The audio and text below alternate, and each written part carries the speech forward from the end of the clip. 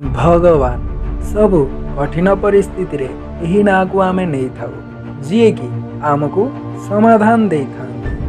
मनीषटीए जाए भगवान को पूजा करे, आराधना करे, नाम मध्य पाठ करे, मंदिर को जाए, घंटी बजाए, भगवान को जागृत करे, तापरे आरंभ हो जाए सबु प्रश्न। हे भगवान एमिति कौन पाई होछि, काहेकि मो जीवन रे एते दुख अछि, मु केमिति एहार सामना करी, मते कौन पाई एते दुख भोगिबा।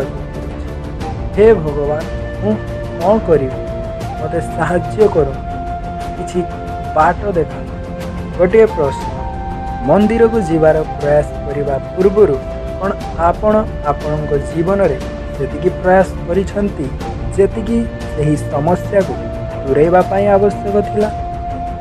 भगवान को उठाइबा पूर्व कौन आपण निजर आलस्य को छाड़ी छंती। भगवान को पचारिबा पूर्व कौन निजको केबे पचारि छंती कि मु कौन पाई एथिरे असफल हेउछि। जदि नुहे तेबे सर्वप्रथम एमिति करंतु, आपनको सब प्रश्नर उत्तर मिल जिवो, सब समस्यार समाधान मिल जिवो। अलगा कोठी नुहे निज भितरे खोजंतु, निजको उठांतु, आपण निश्चय सफल हेबे। काहेकि ना सही परमात्मा परमेश्वर परम ब्रह्म आपणक भितरे भी रही था।